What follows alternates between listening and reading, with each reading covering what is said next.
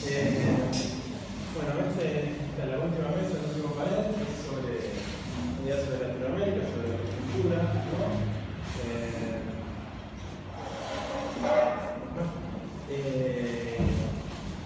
Y bueno, no voy a hablar mucho yo porque no tengo mucho tiempo, además y bueno, María Constanza, no conozco, presento ustedes, yo modelo nada más, si hacemos rápido. Bueno, cada uno va a exponer como voy haciendo hasta ahora y después abrimos a Bueno, hola, buenas noches a todos. Bueno, mi nombre es María Constanza Costa, soy politóloga de esta universidad, docente de esta universidad y soy parte del espacio de cátedra latinoamericana de la carrera de Ciencia Política de acá de la UBA. Bueno, yo soy Martín Colucci, organizé esta jornada junto con mi panel y bueno, soy periodista, colaboro con distintos medios, sobre todo del exterior, especializo en política internacional y bueno, esta jornada la organizamos justamente para analizar el fenómeno de la caída de ciertos gobiernos populares, populistas, progresistas, como lo queramos llamar, y el avance de la derecha en América Latina. Mi nombre es Germán Bertoni, soy licenciado en Ciencia Política acá en la UBA, también soy docente. Básicamente agradecerle a Diego y a Martín la invitación a participar en esta jornada del Centro Argentino de Estudios Geopolíticos. Así que, bueno, espero que empezará Constanza. Sí. Un poco en relación al título de la mesa, ¿no? De la caída de los populismos y el avance de la derecha. A mí me parece que es necesario marcar como la excepcionalidad del proceso de esta última década, ¿no? Me parece que nunca en la historia de América Latina habían coincidido gobiernos de signo político, como dijo Martín, de izquierda, nacional, popular, democrático. A mí populista mucho no me gusta, a veces de populistas pienso más en populismo como una lógica de construcción de lo político, digamos, pero bueno, progresistas, nacional, popular, también populista, si alguno lo quiere llamar así. Me parece que lo interesante de esto es que cada proyecto, cada proceso tenía una cultura política, actores sociales, un entramado institucional diferente y aún así, digamos, se mantuvieron en el poder por más de una década. Me refería al título de la mesa porque decía la caída. Yo pensaba que en realidad hay tres gobiernos que se cambiaron de sitio, ¿no? Dos de ellos fueron como más bien empujados, o sea, cayeron porque fueron producto de un golpe institucional en Paraguay y de un golpe de Estado en Brasil. Digo, el caso argentino es el caso quizá más sorprendente, digamos, porque pierden las urnas, porque pierde por poca diferencia y porque es la primera vez que la derecha accede al poder, ¿no? por vía democrática.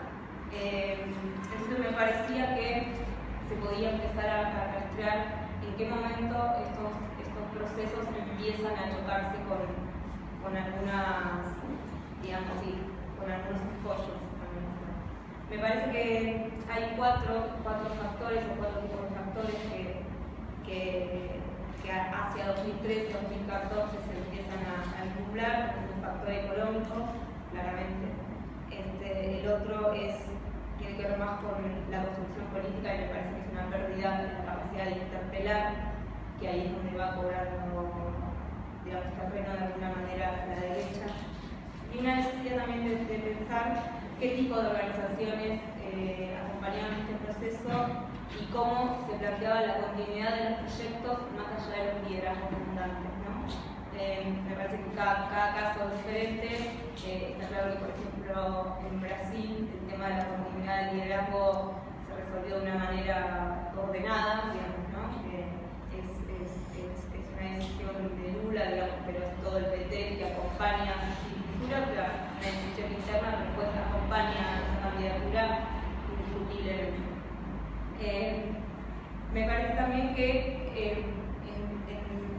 esta categoría de situaciones que se van dando, más allá de las propiamente económicas, digamos, de la baja de los precios de materias primas, un poco todo el nuevo que ya lo sabemos, hay algo que tiene que ver con la incapacidad de dar respuestas. Esto se ve, por ejemplo, en el caso brasileño, en el 2013, en las manifestaciones de junio, lo que llamaban las manifestaciones de junio de 2013. Ahí me parece que la lectura que se hace es el gobierno se mantuvo mucho tiempo en silencio, el gobierno no pudo dar una respuesta, y yo no creo que haya sido tan así. Si bien me parece que la reacción fue lenta, hay por parte del gobierno de Dilma y también de la mano del liderazgo de Lula un intento de dar respuesta. Primero, se plantea el tema de la reforma política, ¿no? Algo que después termina no prosperando en el Congreso, pero me parece que si no entendemos el tema del sistema político, ¿no? Del parlamentarismo de coalición en Brasil, digamos, no, me parece que eso no queda como una falta de voluntad por parte del gobierno que no fue tan así, ¿no? Está claro que frente a esa propuesta del gobierno, el PMDB lo que hace es todo el tiempo tratar de seguir distorsionando, ¿no? O sea, se producen 2 o 3 cambios de gabinete donde el PMDB va ganando cada vez más lugares y mayor preponderancia. Y a mí me parece interesante una cosa que plantea por ahí, que lo hace en varios lugares, por ahí con una columna en el New York Times en español, donde él le da una gran responsabilidad al partido. Dice, bueno, esto es culpa del PT, digamos. O sea, acá hay una movilización y nosotros no supimos que esto se venía y nosotros nos transformamos en un partido de gente vieja, básicamente, de más de 50 años, el problema es nuestro, ¿no?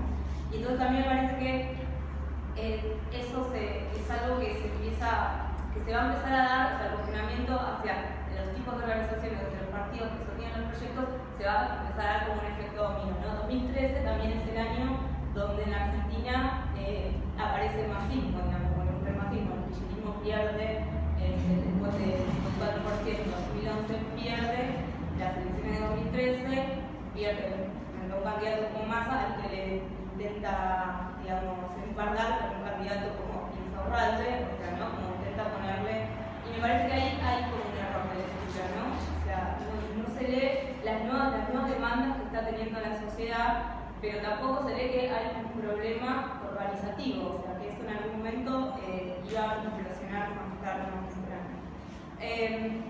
A mí me parece que también, por ejemplo, en el caso de Venezuela, donde en realidad los cuestionamientos del PSV no son en ese momento 2013, se fue Chávez, con lo cual temas del apoyo incondicional a Maduro, digamos, y de preservar la revolución, el logro de la revolución bolivariana y todo eso, lo que hace es unificarlo más como un bloque, ¿no? Los problemas van a surgir un año después, más hacia 2014, donde también paralelamente se agravan los problemas económicos, donde comienzan el tema del boicot, ¿no? Bueno, de la guerra económica por parte de los empresarios, como donde se termina de ver la incapacidad o las consecuencias de no haber podido salir nunca de ese modelo extractivista de la renta petrolera, ¿no? A mí me parece que ahí es donde se empieza a resquebrajar. Entonces, a mí me parece que toda esta situación lleva a preguntarse sobre qué construye la derecha, ¿no? Sobre qué construye, porque también uno de los debates que se dan no es si avanzó la derecha o retrocedió la izquierda. Yo creo que es más que retrocedió la izquierda que la derecha avanzó, ¿no? O sea, lo que quiero decir con esto es que hay que mirar más en los errores propios de estos proyectos más que en las virtudes de la derecha, ¿no? Y a mí me parece que llegan, digamos, en el caso argentino, con un discurso para nada confrontativo, para nada, digo, me parece que no haber leído también que quizás en algún punto la sociedad estaba cansada de esa confrontación y de esa polarización fue un error por parte del kirchnerismo. No creo que se podría haber hecho de otra manera, o sea, no creo que los podríamos haber transformado en otra cosa, digo. No, pero sin duda hay algo de eso que ya no interpelaba, como dije antes, ya no interpelaba más, o sea, ya por ese lado no iba. Entonces, digo, me parece que un poco se construye sobre errores propios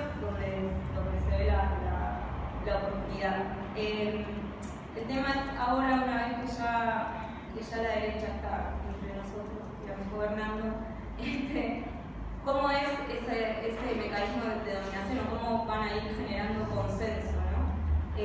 Ahí nosotros hicimos una jornada llamada Marxismo y Macrismo, jornadas de M&M, y en una de las mesas un compañero trajo a colación un autor, un sociólogo sueco, autor activo, que él trabaja como no los tipos de dominación ideológica, y había 4 que me parecía que estaban buenos como para pensar este momento, ¿no?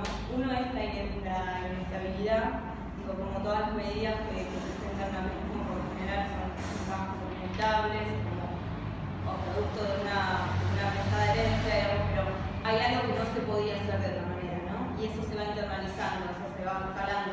Ahora quizás ya estaba un poco más puesto en funcionamiento, pero uno hasta hace poco escuchaban, bueno, sí, pero con lo que dejaron, imagínate que se podía hacer otra cosa, ¿no? El aumento de tarifas, todo ese sinceramiento. Otro es la diferencia que tiene que ver con unas como cualidades superiores de la élite dirigente, no de la élite política, que eso me parece que tiene que ver con esto de los CEOs, digamos, con todo una clase dirigente formal de universidades privadas. O sea, me parece que ahí también hay algo sobre lo cual se monta el relato que intenta instalar la derecha.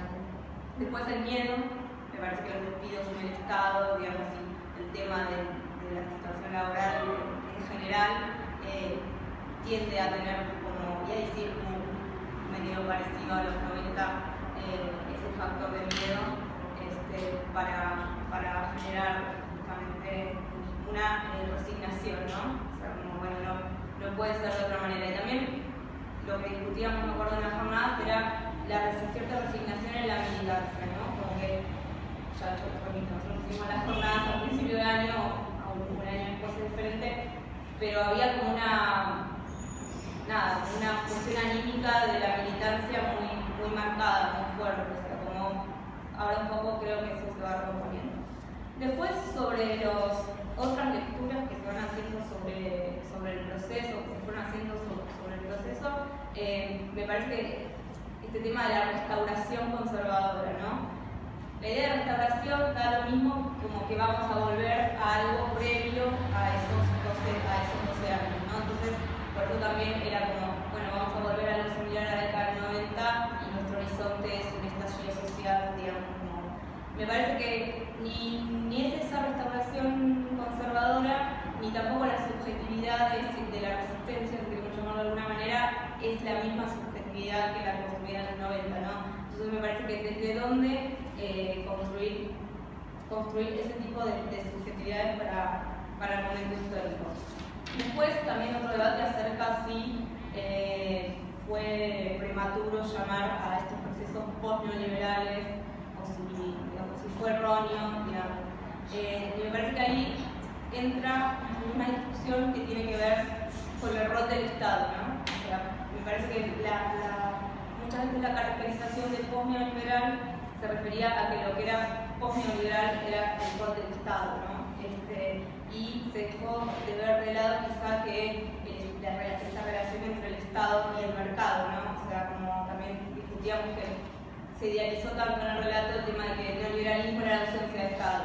Y entonces ahora que volvía el Estado, no estaba más en el neoliberalismo, cuando en realidad no era así tampoco. El neoliberalismo tiene un Estado que es fuerte, digamos, que está presente donde quiere que el neoliberalismo esté presente y está ausente donde el neoliberalismo no quiere que esté, ¿no? Digo, me parece que en esas caracterizaciones que hicimos, yo no tengo una... para mí está bien, digamos, haber caracterizado a los gobiernos de post-neoliberales, o sea, no creo que haya sido un error de Rafati, pero sí me parece que hay que tener estas salvedades, ¿no? Digo en este momento donde hay que un poco volver a repensar todo. Otra manera de llamarlo también, que leí en varios lugares, es como la década del consenso de las commodities, ¿no? O sea, me parece que eso es un poco reduccionista o digamos, incluso hasta, pierdo riqueza de lo que fueron esos procesos, ¿no? O sea, entiendo hacia dónde apuntan ese tipo de caracterizaciones, pero me parece que justamente si no entendemos lo que fueron esos procesos es muy difícil situarnos ahora y tener una estrategia para poder volver a tener proyectos, digamos, que no sean proyectos de la derecha. Y en relación al Estado, y esto es lo último que digo, quería retomar una idea de Eduardo Rinesi, que dio una conferencia acá cuando vino García Linera, y decía que la idea de democracia había ido mutando, ¿no? O sea, como en el 76 los militares dan un golpe de Estado para restaurar el orden, ¿no? O sea, hay una idea de democracia como orden. En la década de los 80, como retorno de la democracia, es como una idea de democracia como utopía, ¿no? Con la democracia se configura que la democracia lo soluciona todo. En los 90 es como una rutina, son procedimientos, ¿no? Cada 4 años vamos, bueno, no pasa ahí, cada 4 años vamos, votamos, chitamos sobre la democracia. Y en 2001 dice algo que era como la democracia más pasmódica, ¿no? Asamblea por todos lados, debate, bueno, un poco como nuestra primavera árabe, pero en el Parque Centenario. Entonces, lo que dice de estos últimos momentos es que empezamos a ver la democracia como un proceso y que es bueno, una democracia participativa, ¿no? Y que el rol del Estado tiene que ver con esta democracia plena y que los sujetos como sujetos colectivos se realizan a través del Estado, ¿no? Entonces cada vez empiezan a exigir más acerca de ese Estado, digamos. Derecho a ir a la universidad, derecho a casarse con personas del mismo sexo, o sea, ¿no? Como que hay un rol del Estado que hace a un país más democrático, ¿no? Un poco en ese sentido, y yo creo que desde ahí, desde esa concepción, donde se pueden empezar a reconstruir determinadas cuestiones que hagan que se pueda generar un proyecto alternativo. Nada, después como cosas para ir pensando, también en esta etapa se viene hablando de esta nueva potencia plebeya, ¿no? Que tiene que ver con estos sectores de la economía, de la economía popular, digamos, con sectores más ligados a lo territorio y a problemáticas ligadas al territorio a las cuales el Estado quizá no había tomado en la agenda. Bueno, nada más. Bueno, vamos por partes, como decía el explipador, con respecto a por qué nosotros elegimos el término populismo. Nosotros sabíamos que podía molestar, que por supuesto no es un título exacto, es un recorte. Que elegimos justamente porque nosotros creemos que estos procesos políticos, tal vez la denominación más correcta para nosotros hubiera sido ponerle reformismos populares o reformismos populistas, pero pensábamos que estos procesos justamente no eran un modo de producción, un modo de democracia tan distinta como estos nuevos procesos se promovían a sí mismos, y en cambio eran simplemente dentro de la democracia latinoamericana como las conocemos, salvo algunos hechos particulares como pueden ser las asambleas constituyentes en Venezuela o el proceso comunitario basado en la cosmovisión andina que hay en Bolivia. Se continuaba primero con este tipo de democracia liberal burguesa, si la quiere denominar así, o democracias liberales, con algunas modificaciones, y por otro lado se continuaba una matriz productiva y un modo de producción de tipo capitalista parecido a lo que había sido antes. O sea, habíamos tenido una fase neoliberal, como la hemos venido teniendo en el mundo después de la década del 70, que en América Latina fue muy fuerte, muy chocante durante los 90, y luego, esto es lo que nosotros creemos, el mismo bloque, la misma clase dominante, el mismo bloque de poder, que incluye un sector por supuesto de la partidocracia que administra estos países, y por supuesto tanto las burguesías locales como el capital financiero internacional, tuvieron que aceptar, tolerar, ceder ante ciertos reclamos de la población y permitir, como antes no habían permitido, que partidos políticos o figuras políticas que venían reivindicando o levantando las banderas de los sectores más excluidos de la sociedad pudieran llegar al poder. Yo pienso, por ejemplo, el hecho de que Lula da Silva hizo una campaña muy potente con el Partido de los Trabajadores, solo, no aliado, como hizo en el 2002 y en los sucesivos gobiernos que tuvo, y estuvo muy cerca en el año 89 de ganar, muy cerca. Brasil venía de un proceso hiperinflacionario más moderado que el argentino, pero muy complicado.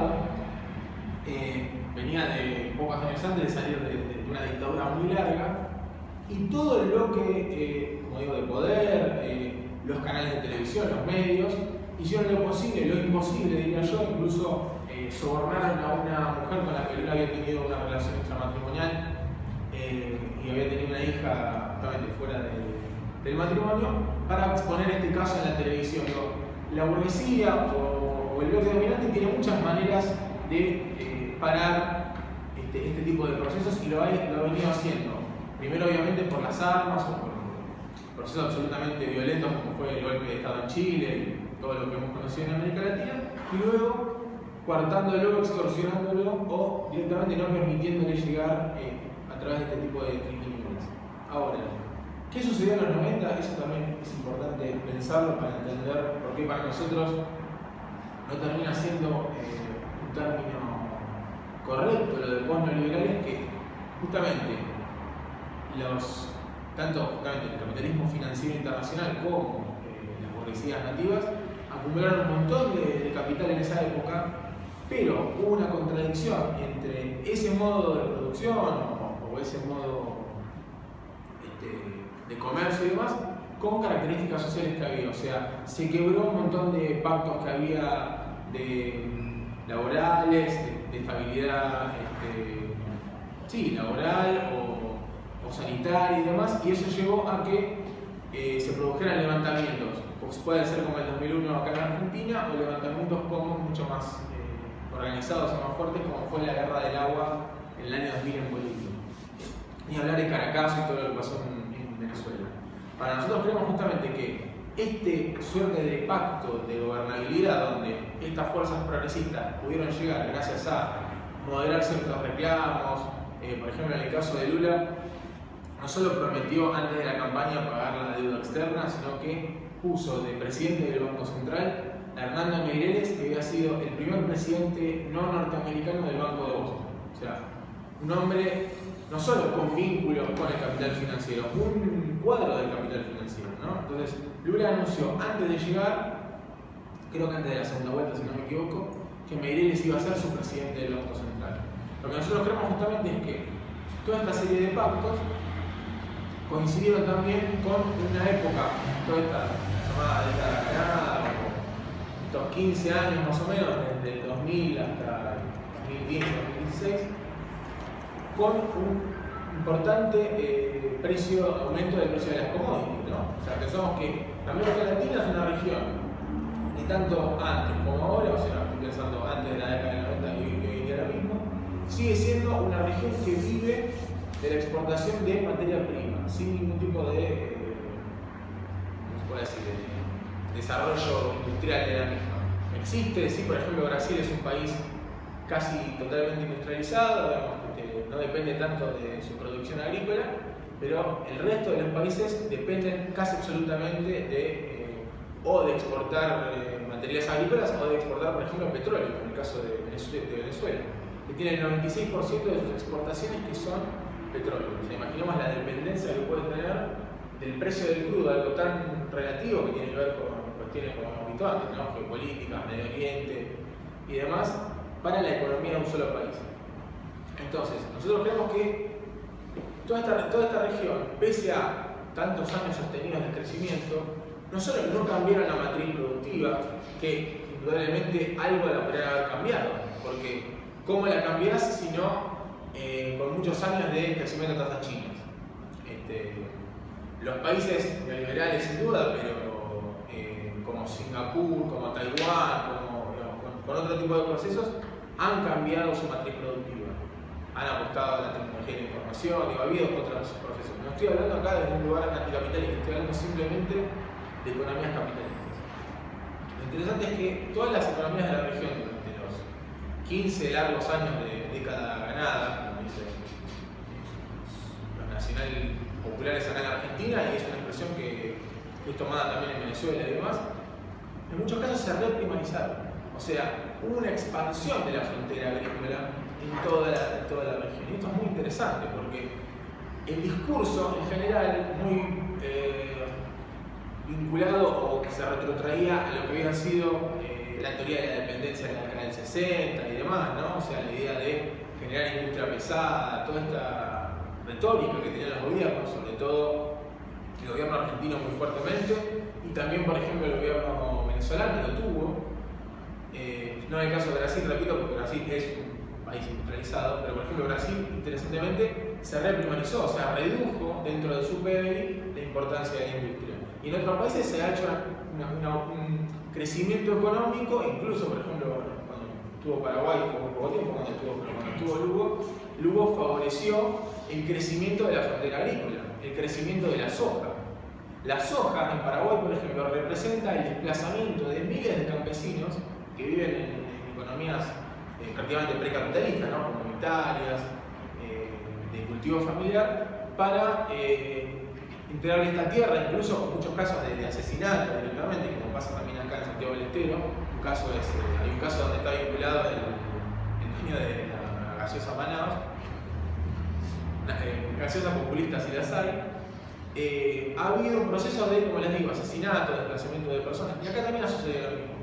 O sea, en toda América Latina se han engrosado las villas miserias, los barrios, como le dicen en Venezuela, los pueblos jóvenes en Perú. Digo, en toda la región se ha apostado por la extracción minera, por el avance de la frontera agrícola sojera en el caso del Cono Sur, por el aumento de la minería tanto en la zona oeste andina nuestra, digamos, estoy pensando en San Juan, estoy pensando en Mendoza, pero sobre todo San Juan, como también en Chile.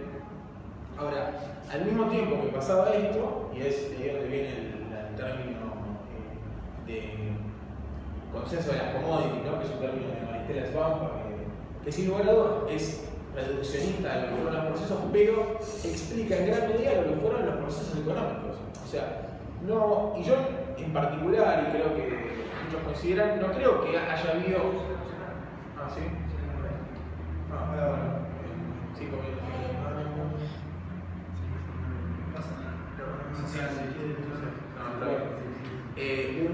Justamente un consenso basado en las commodities. No creo que haya habido una conspiración o mala intención por parte de muchos de estos gobernantes, pero yo creo que efectivamente pienso en el origen de Lula, ¿no? Metalúrgico combativo, pienso en Evo Morales, pienso en Rafael Correa. Ya hay como otras dudas en otros gobernantes, pero que sin lugar a dudas muchos de ellos tienen que ver con procesos populares y procesos incluso de masas, sobre todo en el caso venezolano. Ahora, han sido marcados por lo que es el modo de producción capitalista que los afecta.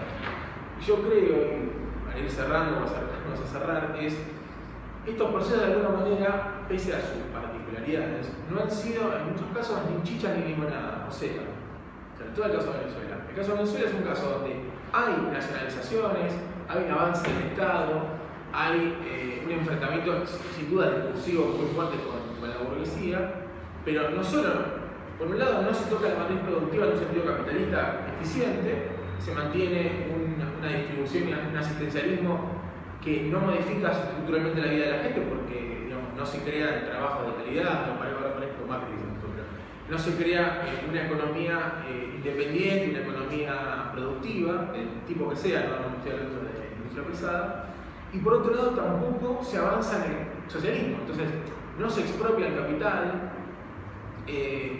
Al no ser expropiado el capital sigue teniendo mucho poder. Digo, en Venezuela todas las industrias análogas a PDVSA, la producción petrolera y la producción de servicios son muy fuertes. Digo, se llevan el 60% de la renta en Venezuela, pese a que hay un proceso con cuestiones socializantes sin lugar a dudas, digamos, ¿no? O sea, ni siquiera se llega a lo que fue el peronismo en la Argentina, que hubo un momento con el peronismo que hubo un 50 y 50, definitivamente. Entonces, por ejemplo, el caso de Venezuela pasa esto, o sea, llega una decadencia económica porque no administra bien la economía capitalista, o sea, no abandona su monocultivo, que en este caso es el petróleo, y por otro lado, tiene insertado en su núcleo todo el poder de la burguesía para atacar. El poder mediático, el poder, incluso, una cosa interesante, se desarrollaron burocracias. Digo, la boliburguesía es real. Digo, la burguesía militar, porque la base social el chavismo son las Fuerzas Armadas, porque viene del nacionalismo militar, no viene del marxismo, ni del movimiento obrero, ni nada que se le parezca. Y se han desarrollado un montón de industrias. Estoy pensando, por ejemplo, en la nacionalización de la cuenca del Orinoco, eso es controlado por los militares y demás, donde la relación entre burócrata y dueño de empresa termina siendo muy difuso. Entonces, es muy complicado que ese proceso, bajo estas características, termine bien. Ese que uno siempre habla con el dinero del lunes, por lo menos, con respecto a Venezuela. Con respecto a Brasil, para cerrar también, pienso en lo que decíamos, ¿no?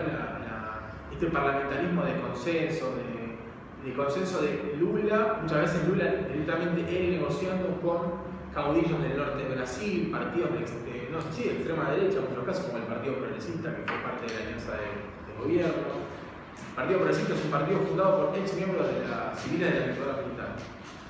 Partidos evangélicos, digamos, el primer vicepresidente de Lula da Silva es un hombre de la Iglesia Universal del Señor.